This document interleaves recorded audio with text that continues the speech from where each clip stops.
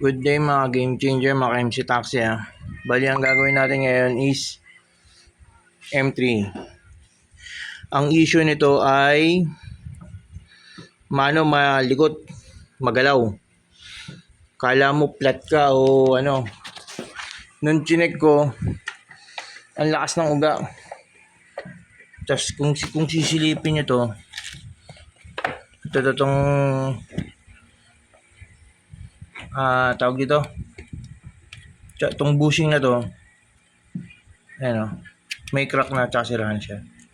Ngayon, papalitan natin yan. Hindi tayo sa Yamaha, sa DNC pala, DNC, pero Yamaha to, sabi nila original daw. Ayan, bali 300 na tong dalawa.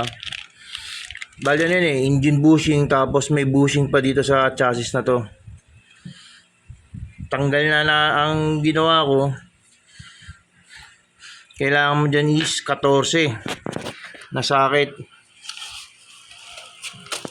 Okay, puntahan natin.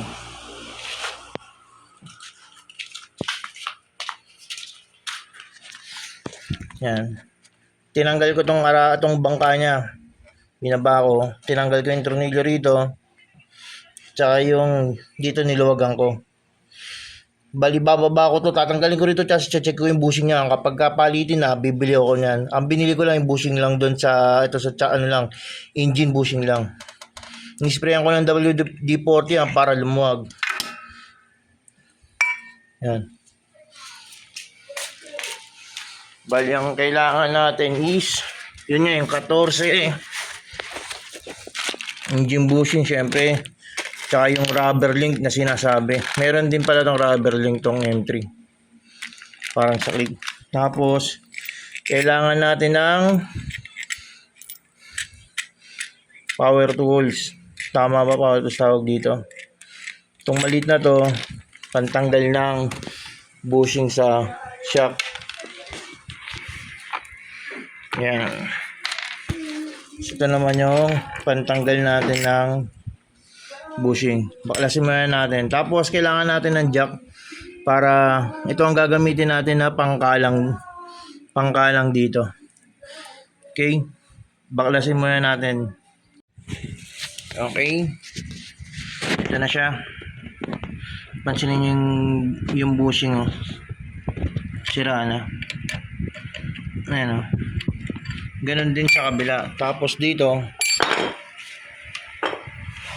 mo.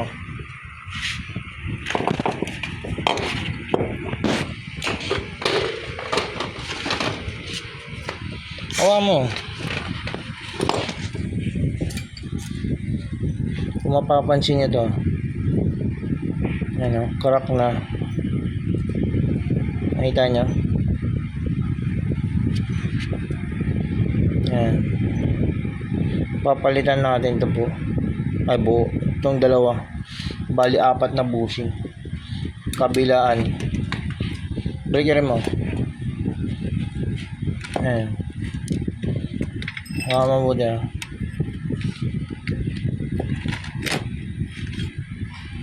Oh.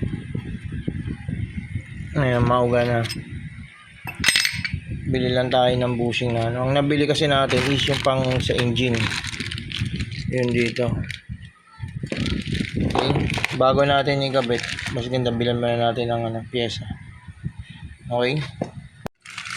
Okay, ito yung unang tuloy lang natin. Ito yung unang binili natin. Ito yung binili natin ngayon para dito. Kala ko kasi kanina na bumili ako, wala pang damage, walang damage. Yung pala may damage na rin pala yan. Ayan, kitang-kita yung yung crack.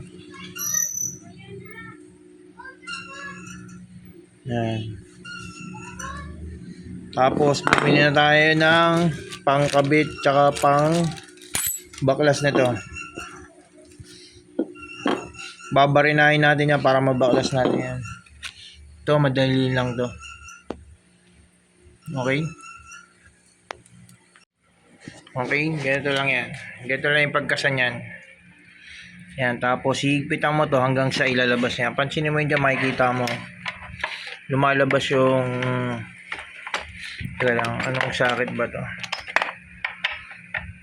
Ako, 15, ano pa yata to? 16 o 17. Yan, bali 17 pala. Pero 16 lang yan eh. Oh, mali. Mali. Naka-reverse siya. Teka lang. Yan, 16. Kumuha tayo 16 na. Tapos, dahan-dahan mo pa.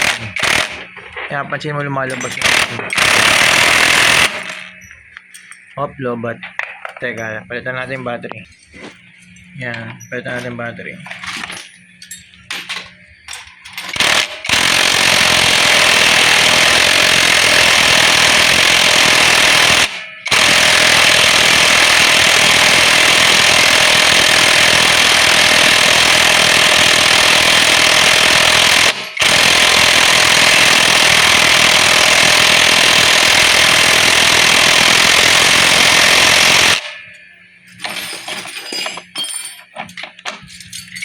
Yan, lumalabas na siya. Yan, ganyan lang.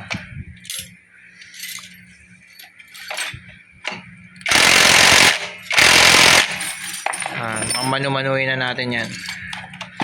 Hanggang sa matanggal siya.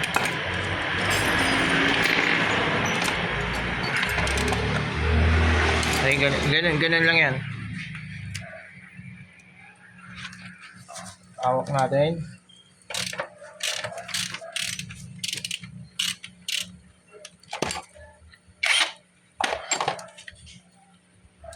Ito.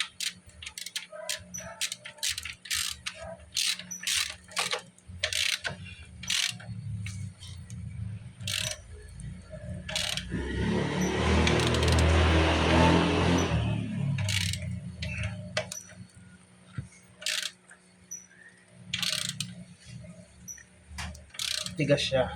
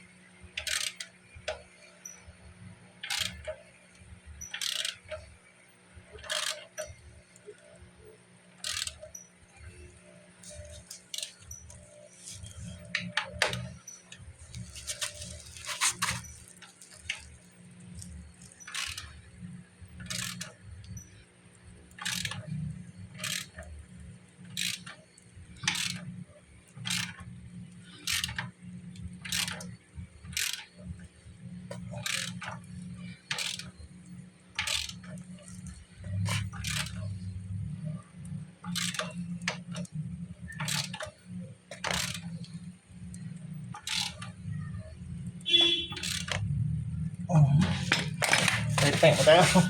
Tigas. Pero ganyan lang siya. Okay, nabaklas na natin. Kaso naiwan yung ano eh. Naiwan to. Kaya grinder natin. Ngayon lalagyan natin siya ng washer. Bali ang pagbalik naman yan, linisan nyo na muna to. Lagyan nyo ng grasa. Tapos ito naman, gano'n naman, dito naman, papasok naman siya dyan. Yan, ganyan. Nagrasaan muna natin. Salpak muna natin.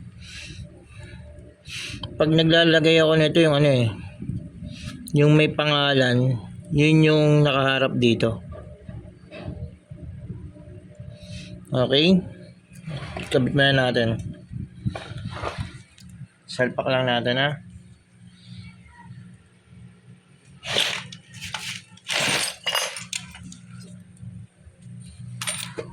Lagyan natin ang grasa.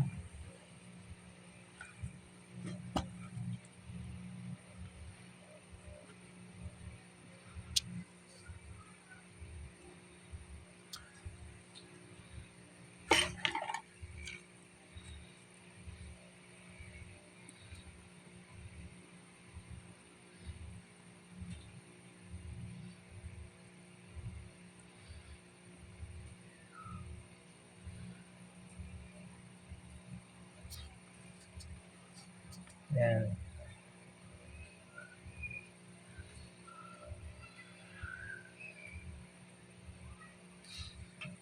Ganito. Sentro muna natin, tapos yung washer. Saan na ba yan? Ito, alalayan nyo lang.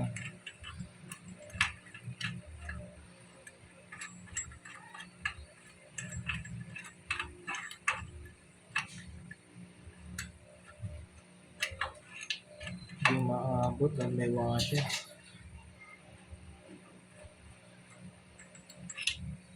Yan, hindi maabot dahil makapal yung washer. Wala naman yung washer niya natin. Pasok lang natin bago natin ilagay yung washer. Para may stopper, maganda may washer dun. Para may stopper siya.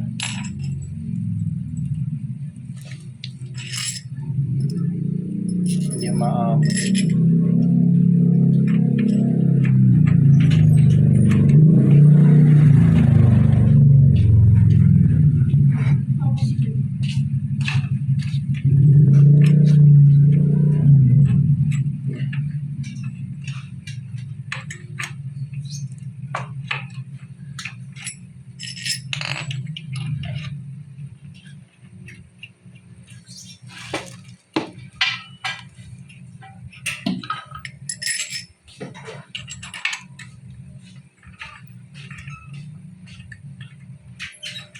Up, di maabot. Gagawa tayo ng paraan. Hanap tayo ng malaking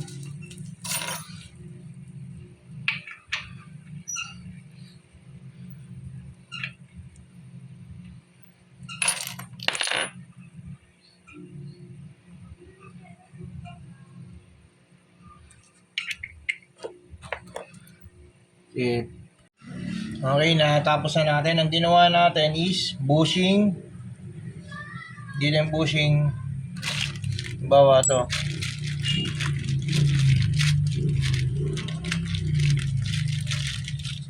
Yan. Kasi kung ito lang yan, tatamaan, baka lumusot lang din dahil ito lang yan. Ngayon, gagawin mo, lalagyan mo ng harang, tsaka matyaga ganyan eh. Para pagka sumaganda dun sa ano, itong washer, gaganyan lang yan. Ganun lang, diskarte niyan. Okay? Okay, ganito gagawin natin dito para mapalitan natin to. Wala tayong special tools dito eh. Ang gagawin natin, babarinahan natin to. Yung goma sisirain natin. Yan, hanggang sa matanggal yan, matanggal yung gitna. Tapos sisinsilin na lang natin tong nasa gilid. Madali na lang sinsilin yung gilid na pag natanggal na yung gitna. Dapat ang ano natin, matanggal natin to. Ito yung mga tipid pag wala tayong pang machine shop. Papalitan natin ang bearing yan. Yung pasok ng bearing madali. Yun ay pupupukin natin. Pero kumpleto tayo sa washer niya kaya hindi masira. Ano yan?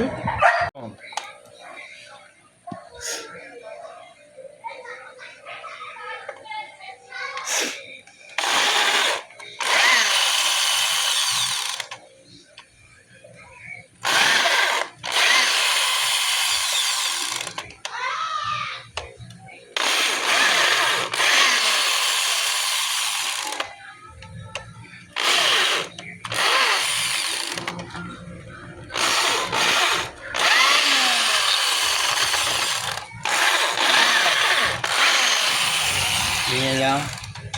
Teka lang. Pagkat subukan yung sungkitin ng long nose kung kaya na. Pag matigas pa, wala pa yan. Kaya vice grip kung kaya. Pero yan, ganin pa natin. Plus butasan pa natin. So okay na yan. Okay, na-backlash na natin. Sinsil, tsaka palo-palo lang. Ngayon, mamaya yung pagbalik, papakita ko sa inyo kung paano ko siya ikakabit dito. Okay, pahinga lang ako. Okay, ito naman ang diskarte dito.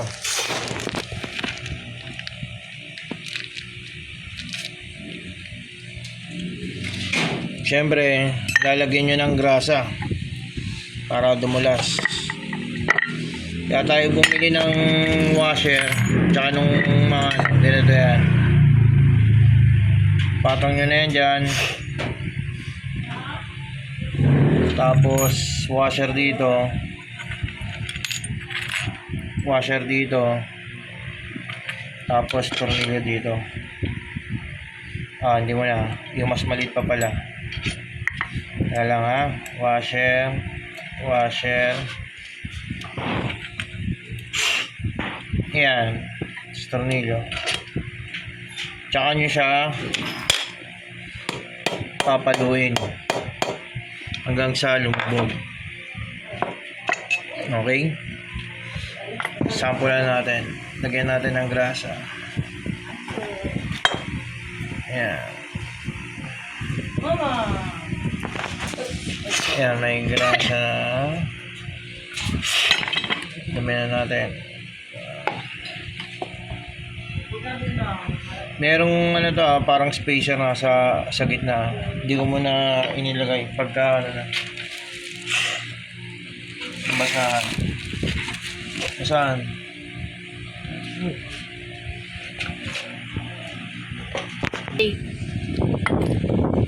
Okay. Ayan, ganito mo. Hawa mo to. May grasa na yan. Ito dito. I-sentro nyo muna. Then pag sentro na, tsaka nyo papaluin ng dahan-dahan.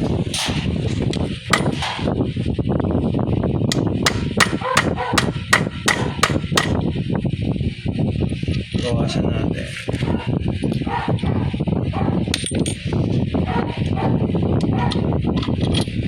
Yan.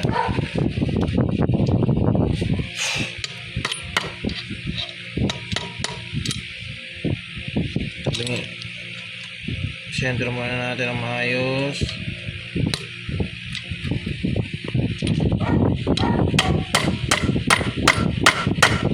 Yan.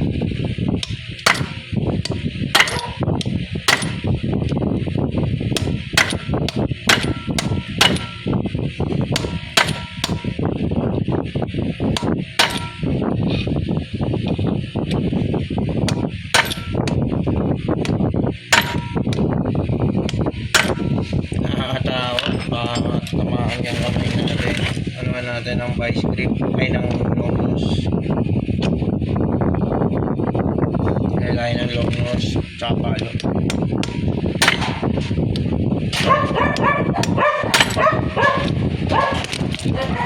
Yan, palo.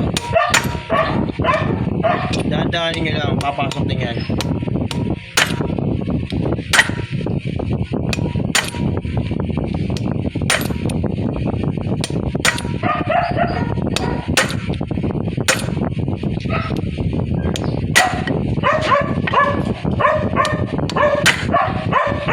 Yan, malapit na. Konti pa. Konti pa. Yan. Ano lang. Yan, nakapasok na siya. Tapos, tsaka nyo ibabalik tong ito. Sila naman. Tsaka nyo ilagay dyan. Hop.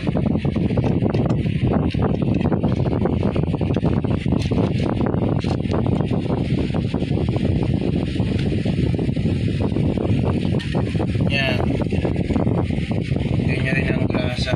Nilihaw ko ito kanina kasi syempre nung pinalo natin ng pako to tsaka ano, syempre nagkagasgas. Yan. Isa na isa. Ito.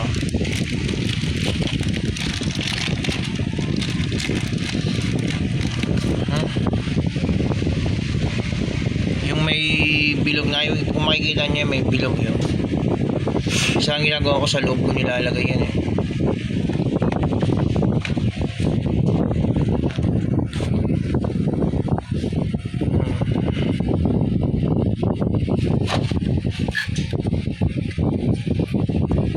Yan. Tapos ganun ulit. Sentro nyo muna.